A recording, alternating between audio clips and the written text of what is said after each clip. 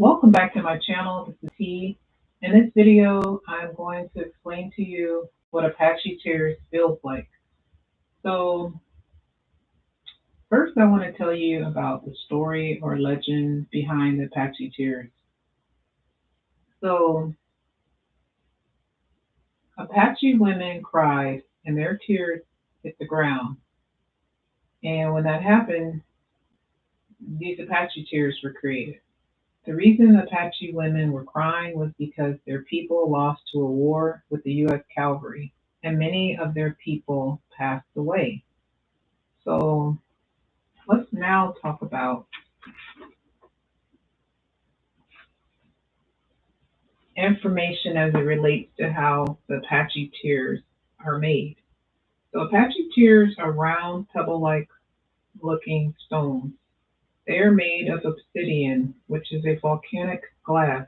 Obsidian is created when lava comes out of the volcano and cools rapidly, with a little bit of growth happening at that time. So obsidian is an igneous rock. And so let's go on to talk about why this um, Apache tears is not a crystal. So it's not a crystal because crystals form when the atoms or molecules arrange in a certain type of way, in a regular way, and it's predictable. And this doesn't typically happen when Apache tears are created. And so let's now talk about how this Apache tears can help you spiritually. So spiritually, it can help you because it can help you to deal with oppressive situations. It can help you to deal with grief, sorrow, and sadness. And it can help you to heal from these things. And so you can find Apache tears in Italy, Mexico, Greece, Scotland, Utah, Arizona, and Nevada. And you can find it in some crystal stores and also online. And so let's go ahead and talk about um, we'll talk about how the energy feels when you hold it in your hand. And so I held it in my left hand, and immediately I felt energy in my heart area and around it. But most of the energy was in my heart chakra location. And it felt moderate, severe in its intensity. I then felt energy in my head, specifically on the sides of my head where the frontal bone and the parietal bone meet. And I know there's a name for it. I'm not sure of what the name is, but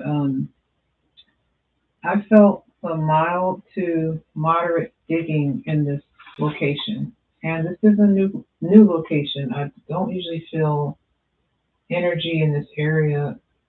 As I said in another video, it seems like a lot of the different areas of my head are being stimulated by energy. And it's definitely interesting because I was not prepared for this. I thought that just feeling energy in my head was pretty much all that would be happening. But there are specific places that, if stimulated by energy, can open you fully up to um, so many things, like so many different ways of being even more healed and even more aware. And, it's really nice. So, next, the energy went into my throat. And normally, when the energy is in my chest area or in my heart chakra area, it does tend to go into my throat. And so, the energy in my throat was at a minimal level. And after some time, I felt some energy stimulating my ears.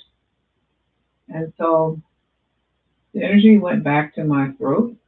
And next, it went to around my eyes. And then it went to my heart chakra area again. And then it went back to my head, and I felt the same energy that I described previously. And then it traveled to my heart, and then it went back to my head, and the energy decreased. And so I noticed that it was the energy was going back to like certain spots, and it pretty much felt the same way. And so I decided, okay, it's probably going to continue in this way. So I'm going to end, I was like, let me go ahead and end the process. And so I hope that this video has been useful to you. Thank you for watching my videos. Thank you for subscribing and taking an interest in my channel. And yeah, take care.